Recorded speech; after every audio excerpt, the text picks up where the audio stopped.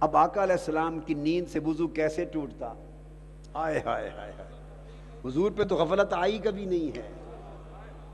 وہ جاگیں یا بستر پہ آرام کریں، وہ تو تھکاوٹ جسمانی دور کرنے کے لیے آرام کرتے ہیں. ان کی نیند غفلت تو نہیں ہوتی، ان کی نیند غفلت تو نہیں ہوتی. اس لیے کہ جب نیند کرتے ہیں آقا علیہ السلام، جب نیند فرماتے تو وہ تو اللہ کے حضور پیش ہو جاتے تھے اور فرماتے ابھی تو عند ربی یطعمنی و یسقینی. جب میں سوتا ہوں تو اللہ پاک میرے پاس ہو جاتا ہے اور میں اللہ کی بارگاہ میں ہو جاتا ہوں، وہ میرا رب مجھے کھلاتا بھی ہے پلاتا بھی ہے. میں رات اللہ کے حضور بسر کرتا ہوں. تو نیند میں لوگ سو جاتے، حضور حالت نیند میں خدا کے حضور پیش ہو جاتے. رات اللہ کے حضور بسر کرتا ہوں، یطعمنی و یسقینی، تو میرا اللہ مجھے کھلاتا بھی ہے پلاتا بھی ہے. یہ بخاری شریف اور مسلم شریف کی متفق علیہ حدیث ہے. اور آقا علیہ السلام نے اس موقع پر فرمایا کہ جب مسلسل روزے حضور علیہ السلام رکھتے، مسلسل رکھتے، شعبان میں بھی کئی مواقع پر، تو آپ کی دیکھا دیکھی میں صحابہ نے بھی شروع کر دیے صیام وصال. مسلسل روزے صیام وصال. کمزور ہو گئے، پیل ہو گئے، پیلے ہو گئے چہرے، کمزور ہو گئے، ٹانگیں کمزور ہو گئیں، اور مسلسل روزے رکھ رکھ کر اتنے کمزور ہوئے کہ کئیوں سے کھڑا نہ ہوا جائے نماز میں. کھانا تو پہلے بھی تھوڑا تھا، کھانا تو پہلے بھی تھوڑا تھا. تو جب ان کو دیکھا تو آقا علیہ السلام نے پوچھا، یہ بخاری شریف میں ہے، مسلم شریف میں بھی ہے، کیا وجہ ہے تمہیں کمزور دیکھتا ہوں، تم سے کھڑا نہیں ہوا جاتا، کیا وجہ ہے؟ تو صحابہ کرام نے عرض کیا یا رسول اللہ، آپ کو دیکھا مسلسل روزے رکھتے، صیام وصال متصلاً روزے رکھتے، تو اس میں چاہت پیدا ہوئی تو ہم نے بھی مسلسل روزے رکھے ہیں، اس کی وجہ سے کمزور ہو گئے. آقا علیہ السلام نے بطریق جلال فرمایا ایکم مثلی، تم میں کون ہے میری مثل؟ ایکم مثلی، کون ہے ابو بکر عمر عثمان و علی، کون ہے تم میں میری مثل؟ فرمایا لست مثلکم، میں تم میں سے کسی کی مثل نہیں ہوں. لست کہیاتکم، میں تم میں سے کسی کی حیت پر نہیں ہوں. اب یہ بات سوچنی پڑے گی نا کہ جب مخاطب ابو جہل تھا، ابو لہب تھا، اور کفار اور مشرکین مکہ سامنے کھڑے تھے، جب مخاطب وہ تھے، جب خطاب ابو جہل اور ابو لہب سے ہو رہا تھا، ان سے فرما رہے تھے انما انا بشر مثلکم، میں تمہارے جیسا بشر ہوں. ان سے فرما رہے تھے تم جیسا بشر ہوں. جب سامنے ابو بکر عمر عثمان اور علی کھڑے تھے تو فرما رہے تھے تم میں سے کوئی میری مثل نہیں ہے. جب منکرین سامنے تھے، گستاخ سامنے تھے، مشرک اور کافر سامنے تھے، اسلام کے دشمن سامنے تھے، تو ان کے لیے فرمایا قل انما انا بشر مثلکم، میں تمہاری مثل بشر ہوں. وہ کافر مشرک جو تمہاری مثل بھی نہیں ہیں، لاہور والو تمہاری مثل بھی نہیں کہ تم صاحب ایمان ہو، وہ ایمان سے محروم ہیں. جب مشرک نجس سامنے تھے تو انہیں فرما رہے تھے میں تمہارے جیسا بشر ہوں.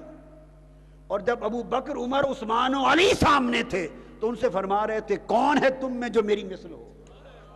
اور کوئی میری مثل نہیں ہے، کوئی میری حیت پر نہیں ہے، کوئی میرے جیسا نہیں ہے. تو یہ فرق آ گیا نا خطاب کا. لوگ اس بیان میں الجھے ہوئے ہیں، یہ بیان کبھی سوچا نہیں. لوگ بشر مثلکم میں ہی الجھ گئے ہیں، اور یہ نہیں سوچا کہ خالی بشر مثلکم نہیں کہا، کسی کو وہ کہا اور کسی کو کہا لست مثلکم، میں تم جیسا نہیں ہوں. ایک سیکنڈ، جو وارث ہیں تو یہ کیوں کہا؟ دو اقوال میں، دو خطابوں میں فرق کیوں؟ جب مشرکوں سے کافروں سے بولے تو ان کی بولی میں کہہ دیا، ہائے ہائے، جو کچھ وہ سمجھتے تھے انہی کی بولی بول دی. اور ابو بکر عمر عثمان و علی سے بات کی ادب والے تھے تو ان کی بولی میں کہہ دیا،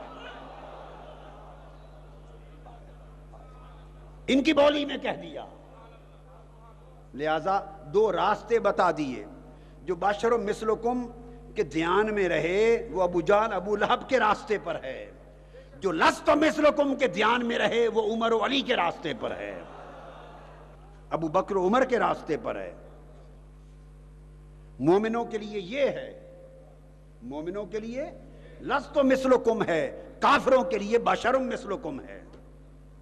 تعجب ہے کہ کوئی مسلمان ہو کر بشر مثلکم کی رٹ کرے، یہ تو پورا قرآن گواہ ہے، یہ تو بولی ہی مشرکین کی تھی، کافروں کی تھی۔ انتم بشر مثلنا، یہ قرآن میں جگہ جگہ آیا، ہم تمہیں کیوں مانے، آپ ہماری مثل بشر ہیں۔ بازاروں میں چلتے پھرتے ہیں، نبی ہماری طرح کھانا کھاتے ہیں، شادی بیاہ کرتے ہیں، انت بشر، آپ ہماری طرح بشر ہیں۔ ان کی بولی یہ تھی تو ان کو یہ فرما دیا، اہل ایمان اہل ادب کو یہ فرما دیا۔ اور وہاں بشر مثلکم سے دراصل مراد یہ ہے، ایک بات ذہن میں رکھ لیں، ان سے حضور جس کو جو چاہیں فرما دیں۔ آپ دن کو سن لیا نا، فرمایا کہ صورتاً بشر بنایا، ان کو صورت کی بات بتا دی، ان کو ظاہر صورت کا حوالہ دے کر دیا مثلکم، یہ حقیقت والے تھے، انہیں حقیقت کی بات بتا دی، کوئی میرے جیسا نہیں ہے۔ آپ سمجھے نا بات، تو انہیں ظاہر میں گم کر دیا، ان کو باطن کی بات بتا دی، ان کو باطن کی بات بتا دی۔ تو میں عرض یہ کر رہا تھا، تو آقا علیہ الصلوۃ والسلام کے اوپر تو غفلت کبھی آئی نہیں، آپ پر غفلت نہ آئے اور اونگ بھی آ جائے تب وضو نہیں ٹوٹتا، تو حضور کا کیسے ٹوٹتا صلی اللہ تعالی علیہ وآلہ وسلم۔ لہٰذا یہ حیات قلبی ہے، جب دل بیدار ہو جائے اور دل زندہ و بیدار ہو جائے اور دل کو بیداری نصیب ہو جائے تو پھر کیا ہوتا ہے، غفلت اور موت اس پر ختم ہو جاتی ہے۔ اس پانچویں منزل میں آ کے غفلت اور موت ختم ہو جاتی، رک جاتی ہے، لہٰذا اس پر غفلت بھی نہیں ہوتی، اس پر موت بھی نہیں آتی، پھر اس کی موت نہیں ہوتی، اس کا وصال ہوتا ہے۔ ہماری موت فراق ہوتا ہے، بچھڑ جانا، اور اللہ والے کی موت فراق نہیں ہوتا، وصال ہوتا ہے، مل جانا۔